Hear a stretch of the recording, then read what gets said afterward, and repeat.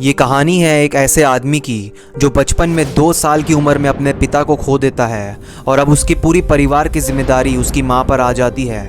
परेशानी और गरीबी में डूबा हुआ ये बच्चा कैसे दुनिया की सबसे बड़ी और लग्जरियस कार ब्रांड्स का मालिक बन जाता है, आज जानेंगे इस वीडियो में। तो दिल थाम कर बैठो दोस्तों, क्योंकि मैं बात कर रहा हूँ दुनिया की सबसे बड़ी कार ब्रांड्स में से एक मर्सिडीज़ की। मर्सिडीज़ बेंज दुनिया की सबसे पुरानी और लग्जरियस कार ब्रांड्स में से एक है, जिनकी नेट वर्थ $70 बिलियन के आसपास है। इन सभी कार्स की लग्जरी और चमक धमक में बहुत आसान है ये भूल जाना कि इतनी बड़ी कंपनी को बनाने में एक बहुत ही गरीब आदमी का हाथ था। ये पूरी कहानी की शुरुआत होती है एक गरीब इंजीनियर से, जिसने एक बिना घोड़े के कैरियज बनाने का सपना देखा था और इस छोटे से सपने को दुनिया की सबसे लग्जरियस कार ब्रांड्स में कन्वर्ट कर दिया। जी हाँ दोस्तों, मैं बात कर रहा हूँ मर्सिडीज़ के फाउंडर कार्ल बेंज की।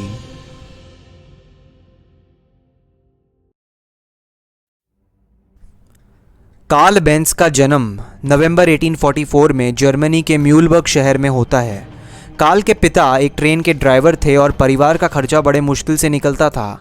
उसकी उम्र बस 2 साल की थी जब उसके पिता की डेथ हो जाती है और अब परिवार की सारी जिम्मेदारी उसकी माँ पर आ जाती है।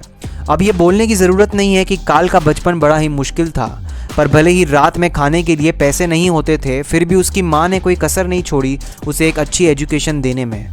कार्ल को केमिस्ट्री और मैकेनिक्स में काफ़ी ज़्यादा इंटरेस्ट था और उसने यूनिवर्सिटी ऑफ कार्लसरूहे में मैकेनिकल इंजीनियरिंग के एंट्रेंस एग्ज़ाम को पास कर लिया था और अब वहाँ उसकी मुलाकात होती है वहाँ के एक बड़े प्रोफेसर फर्डिनेंड रॉटेनबर्गर से, जो मैकेनिकल इंजीनियरिंग पढ़ाते थे और उनका मानना था कि स्टीम इंजन्स यानी कोल पर आग लगाकर चलने वाली गाड़ियों का जल्द अंत होने वाला था और ज़माना मोटर्स की तरफ जाने वाला था।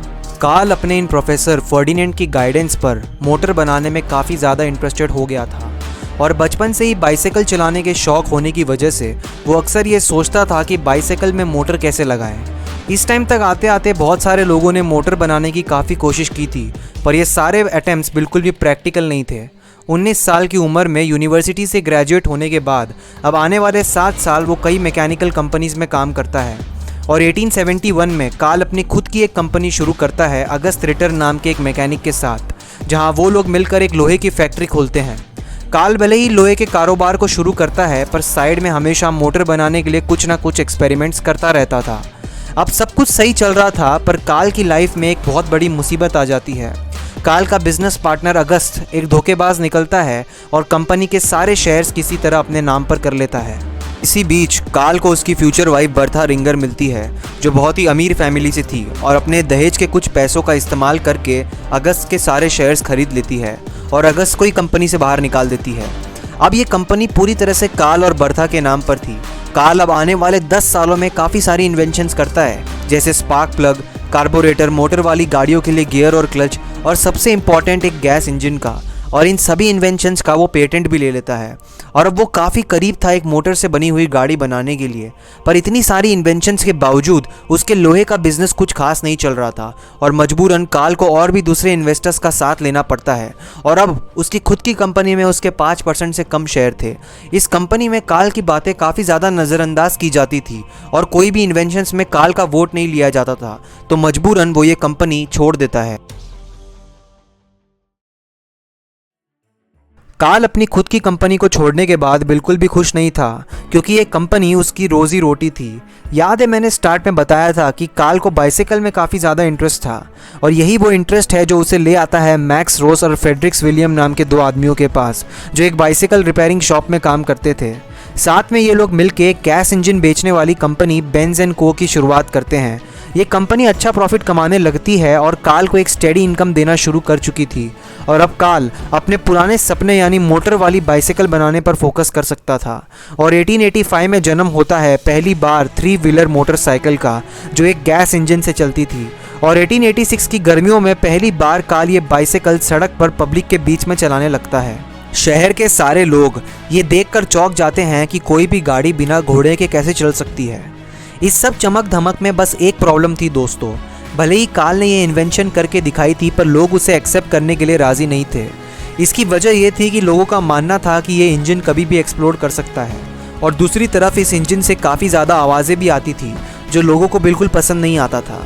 ये बाइसाइकिल घोड़े से तेज़ नहीं चलती थी और ऊपर से काफ़ी ज़्यादा महंगी थी और कुछ कुछ लोगों का तो ये भी मानना था कि काल एक भूत है जो जादू से बिना घोड़े के गाड़ी चला रहा है। भले ही दुनिया काल को सपोर्ट नहीं करती थी, पर उसकी बिगेस्ट सपोर्टर थी उसकी वाइफ, जो कुछ ना कुछ नए सजेशंस देती रहती थी इन ऑटोमोबाइल्स को इम्प्रूव करने के लिए। अब जो भी हो, काल को अब दुनिया को कन्विंस करना था कि ये मोटर वाली गाड़ियों में कुछ तो बात है और ये फ्यूचर है।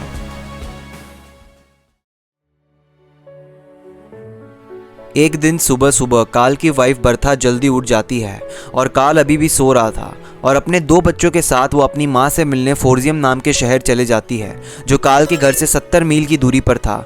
और ये सफ़र बर्था तय करती है काल की बनाई हुई गैस वाली 3 व्हीलर बाइसिकल में। और उस समय मार्केट में काफ़ी मोटर वाली गाड़ियाँ आ चुकी थी, पर किसी ने भी इतनी लंबी दूरी तय नहीं की थी। बर्था सही सलामत फोर्जियम पहुँच जाती है और इस कारनामे से काल की बेंज एंड को कंपनी को इतनी ज़्यादा पब्लिसिटी मिलती है जिसकी कोई हद नहीं है। लोग अब सिर्फ काल की ऑटोमोबाइल्स की बातें कर रहे थे और बेंज एंड को 1890 तक आते आते जर्मनी की दूसरी सबसे बड़ी इंजन मैन्युफैक्चरिंग कंपनी में से एक बन चुकी थी।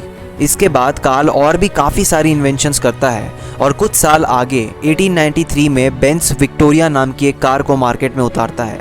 और इस कार की खासियत ये थी कि ये 11 माइल्स पर आवर की स्पीड से चलती थी, जो उस समय किसी भी मोटर की स्पीड से ज़्यादा थी। इसके बाद काल मार्केट में उतारता है बेंज वेलो नाम की एक कार को, और ये कार इंडस्ट्री में एक रिवॉल्यूशन थी। 1200 यूनिट बेचने के बाद बेंज एंड को दुनिया की सबसे बड़ी कार प्रोडक्शन कंपनीज में से एक बन चुकी थी। अब भले ही बेंज एंड को काफ़ी बड़ी कंपनी हो चुकी थी, पर मार्केट में एक और कंपनी थी जो उसे एक तगड़ा कंपटीशन दे रही थी, और उस कंपनी का नाम था डाइमलर मोटरन एंड गेसालशेफ्ट।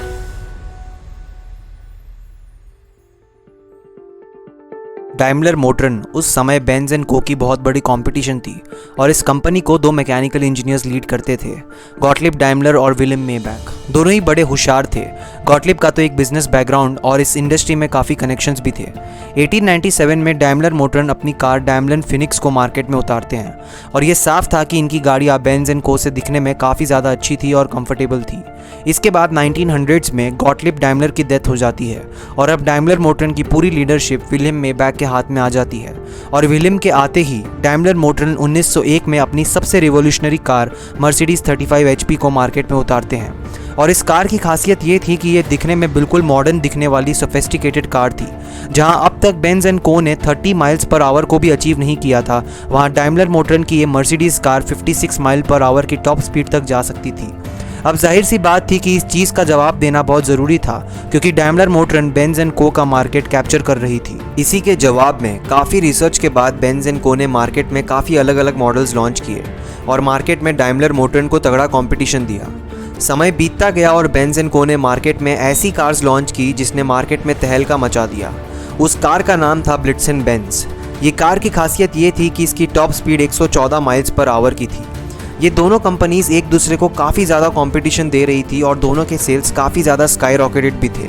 पर इसके बाद आ गया वर्ल्ड वॉर 1, जिसका दोषी जर्मनी को माना जाता है, जिसके बाद जर्मनी की इकोनॉमिक हालत काफ़ी ज़्यादा ख़राब हो गई थी और दोनों ही कंपनीज इसके बाद काफ़ी बुरे समय से गुजर रही थी।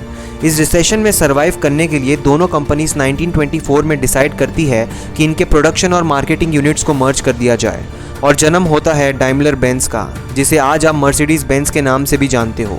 वर्ल्ड वॉर 1 के बाद जब सिचुएशन थोड़ी ठीक हो जाती है तो डाइमलर बेंज ने काफ़ी नए मॉडल्स लॉन्च किए और कंपनी फिर से प्रॉफिट की तरफ जा रही थी, और कुछ ही समय में मर्सिडीज बेंज दुनिया की बेस्ट कार कंपनीज में से एक बन चुकी थी। पर कंपनी ने एक्चुअल सक्सेस पाई अडोल्फ हिटलर के राज में।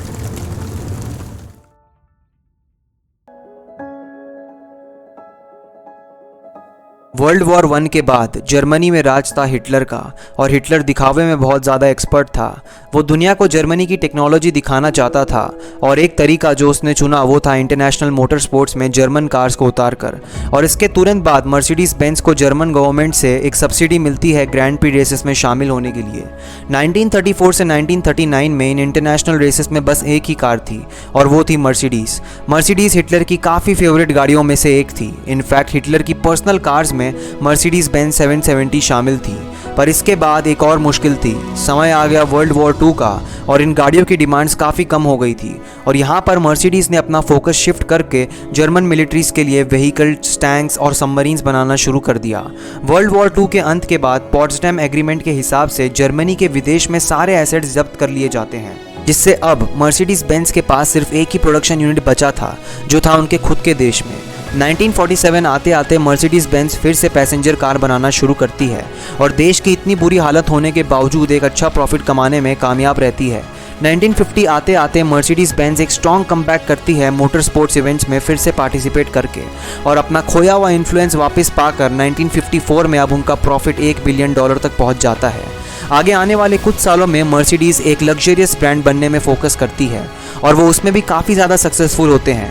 आज मर्सिडीज की नेट वर्थ $70 बिलियन के आसपास है और कार्ल बेंज की कहानी एक इंस्पिरेशन है कि इतने अप डाउन्स के बावजूद मेहनत, विल पावर और पैशन से कुछ भी अचीव किया जा सकता है। आज के लिए इतना ही। वीडियो पसंद आए तो लाइक करें और चैनल को सब्सक्राइब करें।